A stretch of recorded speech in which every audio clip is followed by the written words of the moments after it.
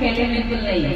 आम्ही फक्त तुमची आणि तुमचीच मदत करण्यासाठी आहोत, रात्र क्या बात आहे, जोरात टाळ्या झाल्या पाहिजे आमच्यासाठी त्यांच्यासाठी, कारण तुम्ही नाही म्हणा मॅडम, तुम्ही आमची सेफ्टी कसं काढलं मला वाजवणार काय की आमचं कर्तव्य म्हणून आम्ही ते करतोय की तुम्हाला सेफ कसं ठेवता येईल, तुमच्यासाठी आम्ही बेस्ट आणि अजून बेस्ट काय देऊ शकतो, त्यासाठी आपलं दामिनी पथक 24 आवर्स आपल्या छत्रपती संभाजीनगरमध्ये तुमच्या मदतीसाठी गल्ली बोळातून फिरत असते। नाईटला पण आपली दामिनी असते आणि डेला पण असते, त्यामुळे इथून पुढे मी तुम्हाला सांगते की बिलकुल घाबरायचं नाही, महिलांनी तर बिलकुलच घाबरायचं नाही।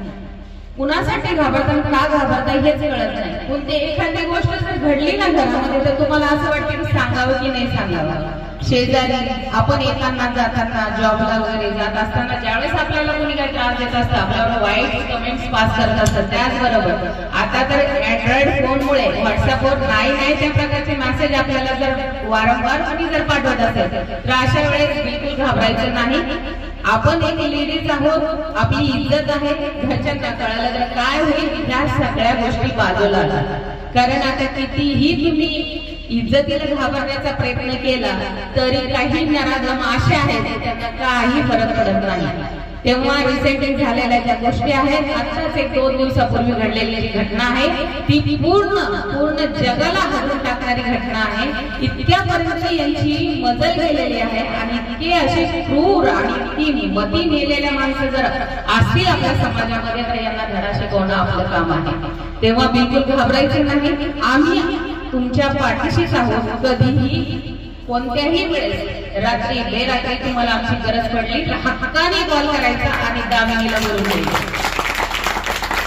तुम्ही ज्या मिनिटाला आम्हाला कॉल करणार त्याच्या 5 ते 7 मिनिटापर्यंत दामिनीची गाडी तुमच्यापर्यंत तुमच्या मदतीसाठी पोहोचते, त्याच्यामुळे अजिबात घाबरायचं नाही, बिनधास्त राहायचं। तुम्ही कमी प्रमाणात आहात मान्य आहे, मला पण आपण जे माउथ ऍडव्हर्टाइज म्हणतो ना ते फार महत्वाचं आहे। तुम्ही आहात 5-25 लोक 50 लोक असतात, परंतु तुम्ही ऍड ज्यावेळेस करताल की दामिनी आमच्याकडे आली होती आणि त्यांनी आम्हाला असं सांगितलं तर ते भरपूर लोकांमध्ये पसरेल। ज्यांना दामिनीविषयी काही माहिती नाही, बऱ्यापैकी छत्रपती संभाजीनगरमध्ये जवळजवळ 80-85% महिलांना माहिती आहे की दामिनी म्हणून आपल्यासाठी काम करते, परंतु जे काही 15%-10% लोक असतील त्यांच्यापर्यंत हा मेसेज पोहोचला पाहिजे। दुसरी गोष्ट की आपले जे छोटे मुलं आहेत, मुलगी असो किंवा मुलगा असो, याच्यावरती आपण काळजीपूर्वक लक्ष ठेवलं पाहिजे की कुठे जातात, काय करतात, कोण त्यांना बोलवतं, कोण वारंवार त्यांना चॉकलेट किंवा काही त्यांचे फेवरेट आयटम देण्याचा प्रयत्न करतात। मग ते शेजारी असो, घरात असो किंवा दारात असो, कुठेही असो,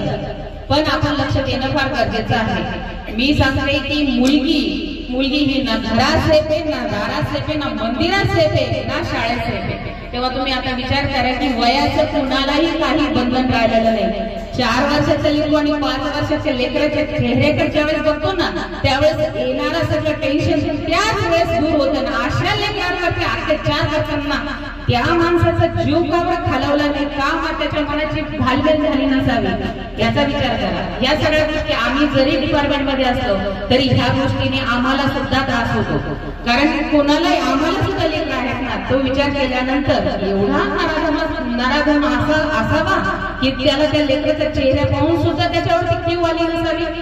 हे काय आता घडलेले प्रकार नाही, एक 4-5 महिन्यापूर्वी बदलापूरला झालेला प्रकार त्याच्या 3.5 वर्षाचंच लेकरू होतं। आता हे 4 वर्षाचे काय फरक पडतोय ना, काय फरक पडत नाही, त्याच्यासाठी आपण स्वतःच आवाज झालं पाहिजे, आपण आवाज केला पाहिजे, बोलायला शिकलं पाहिजे। लक्षात ठेवा, शांततेत बसणं आता तुमचं काम नाही, आई आहात आणि आपल्या लेकराचं संरक्षण करणं हे तुमचंच कर्तव्य आहे।